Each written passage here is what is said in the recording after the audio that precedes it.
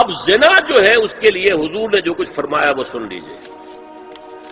عن ابن عباس قال ما رأيت شيئا اشبه باللمم مما قال ابو ہریرہ عن النبی صلی اللہ علیہ وسلم. حضور کی حدیث ہے ان اللہ كتب على ابن آدم حظه من الزنا ادرک ذلك لا محال. اللہ تعالیٰ نے ہر انسان کا زنا میں ایک حصہ لکھ دیا ہے جو اس کو پہنچ کر رہے گا. فزنا العین النظر، آنکھوں کا زنا ہے نامحرم عورت کو دیکھنا، یہ بھی زنا ہے.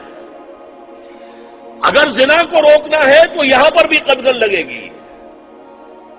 ایک جگہ آیا ہے حدیث میں النظر سہم، یہ تیر ہے. یہ نظر جو ہے نگاہوں کے تیر، یہ تو آپ شاعری کے اندر بھی اور گانوں کے اندر بھی نگاہوں کے تیر سنتے ہیں کہ نہیں سنتے؟ النظر سہم، یہ تیر ہے. وزن اللسان النطق یا منطق، زبان کا زنا ہے کسی عورت سے گفتگو کر کے چٹخارے لینا. عورت کی آواز میں بھی ایک لوچ ہے، حسن ہے. اللہ تعالیٰ نے اسے سراپا ایسا بنایا ہے کہ مرد کے لیے اس کی ہر شے کے اندر اٹریکشن ہے، اس کی آواز میں اٹریکشن ہے. والنفس تمنا و تشتہی، اور باقی رہ گیا نفس، وہ تمنا کرتا ہے کہ اب میں اس سے آگے بھی بڑھوں اور زنا بھی کر لوں.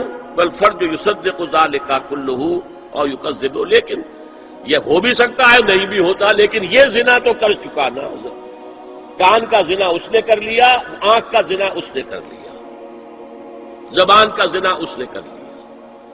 یہ تو زنا کی تعریف میں لایا.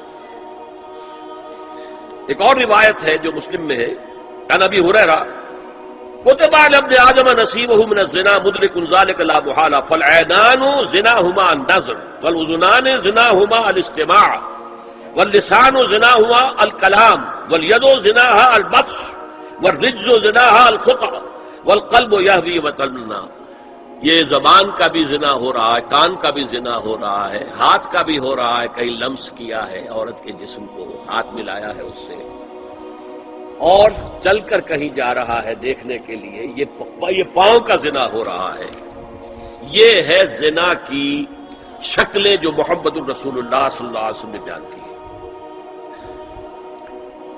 تو زنا کا روک تھام، زنا کی جو ہمارے معاشرتی اہداف کے اندر بہت اہم ہے، بہت اہم ہے، بہت اہم، ورنہ معاشرہ ٹوٹ پھوٹ کا شکار ہو جائے گا.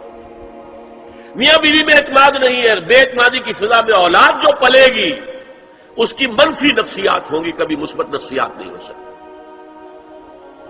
والدین میں محبت ہے، آپس میں اعتماد ہے، تو ایک دوسرے پر اعتماد ہے، ایک دوسرے کا لحاظ ہے، ایک دوسرے کی دلجوئی ہے، ایک دوسرے کی مدد ہے. یہ ساری چیزیں جو ہے وہ ایک فضا پیدا کرتی ہے گھر کے اندر، وہ ایک نارمل، ایک صحت مند فضا جس میں کہ نئی نسل پروان چڑھے گی.